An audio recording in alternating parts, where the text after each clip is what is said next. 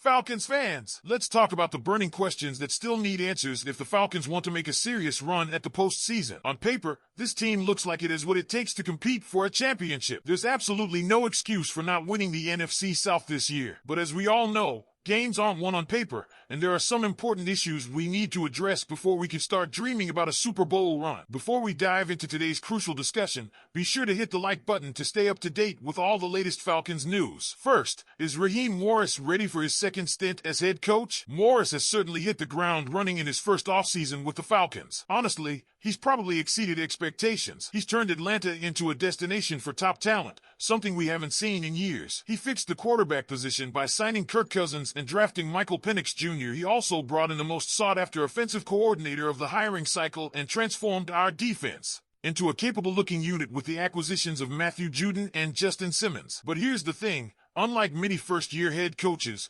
Morris doesn't have the luxury of a grace period. The Falcons are expected to win right away. The big question is whether Morris can translate his offseason success into regular season wins. We've seen coaches win the offseason before, only to falter when it really matters. Will Morris be any different? Only time will tell. Up next, can rookie coordinators Jimmy Lake and Zach Robinson break through? Raheem Morris will move around wherever he's needed, so it'll be up to Lake and Robinson to get this team going. Lake, who is in charge of the defense, has all the tools to put together the best Falcons defense we've seen in a long time. With Simmons and Judon in the mix, there's plenty of potential, though the cornerback position is still a bit of a concern. But with Simmons and Jesse Bates III on the back end, they should be able to fill any gaps. On the offensive side, Robinson has arguably the biggest pressure on his shoulders. He was the hottest name on the offensive coordinator market, and now he's tasked with getting on the same page with Kirk Cousins and maximizing the potential of our top picks like Kyle Pitts, Drake London, and Bijan Robinson. Expectations are sky high, and Robinson's ability to get this offense going from the get-go will be crucial. Can Kirk Cousins finally deliver on the biggest stage? Let's be honest, the Falcons don't have a glaring weakness on the roster,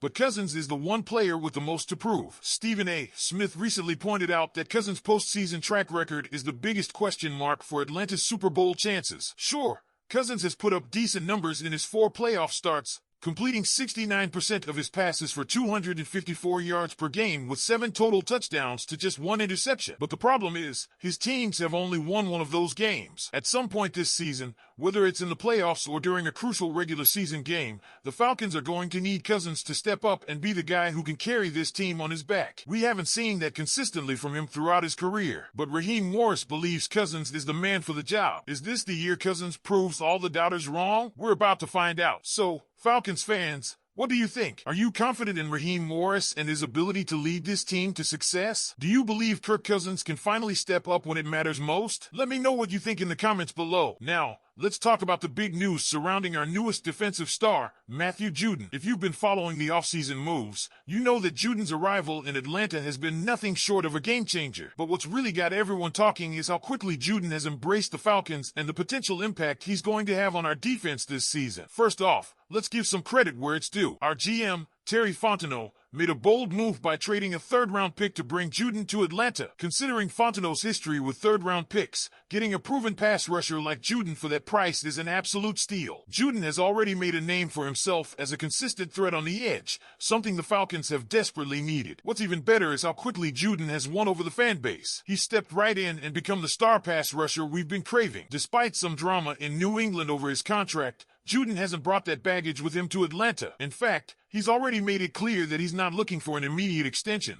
but instead, he's focused on proving his worth on the field. That's the kind of attitude we love to see. But here's something that might surprise you. Judon had other options on the table. He could have joined the Chicago Bears, an exciting young team with a lot of buzz around their rookie quarterback, Caleb Williams. Chicago is a historic franchise that's been getting a lot of positive attention lately, something Atlanta fans know can be hard to come by. So why did Judon choose the Falcons? It speaks volumes about his understanding of our division and the opportunity he sees here under Raheem Morris, our energetic defensive coach. Judon knows that with Morris leading the defense, he's got the best chance to have a breakout season. Pairing up with veterans like Grady Jarrett and David Onyemata, Judon is set to be a major force on the field. This defensive trio is going to be something special, and if Judon can stay healthy, we're looking at a player who could put up some serious numbers this season. And let's talk about that decision not to demand a new contract right away. It's rare in today's NFL to see a player of Juden's caliber come into a new team without immediately seeking a pay raise. Fans often misunderstand the business side of the NFL,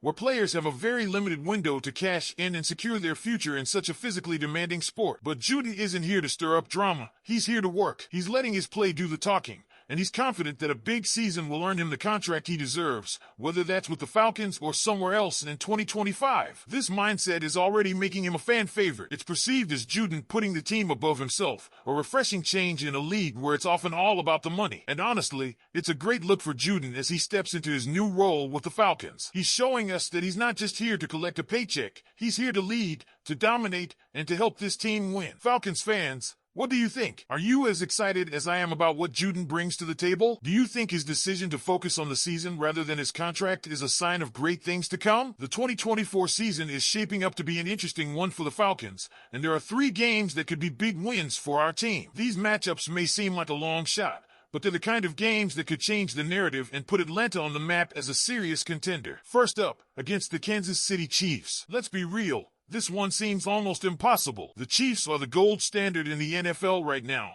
and facing them on Sunday Night Football after a short week is a daunting task. But imagine this. If the Falcons can pull off a win here, the entire league would have to sit up and take notice. Sure, the conversation might initially focus on what went wrong for Mahomes and the Chiefs, but a win would force everyone to start respecting the Falcons as a legitimate playoff threat. It's a tough ask, but wouldn't it be something? Next up, against the Dallas Cowboys. Now, this one seems a little more plausible. The Cowboys are always a tough team in the regular season, but they're not unbeatable. With stars like Micah Parsons and C.D. Lamb, Dallas has talent all over the field, but they've been known to slip up against teams they should beat.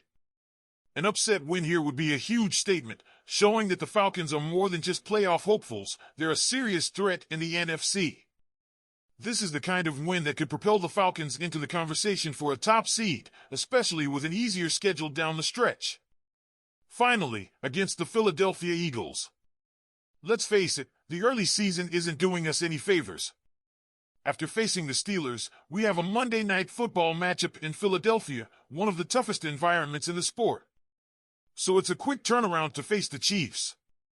It's easy to see why many are predicting a 1-2 start for the Falcons. But here's the thing, if we can steal a win in Philadelphia, it could change everything. The Eagles have been dealing with their own issues this offseason, and a slow start from them could give the Falcons an opening. A win in Philadelphia would not only boost our record, but also our confidence for the rest of the season. So, Falcons fans, what do you think? Are these upset wins within our reach? Let me know what you think in the comments below. And as always, don't forget to like this video and subscribe to the channel to stay informed. This season is going to be crazy, and you won't want to miss a minute of it. Go Falcons!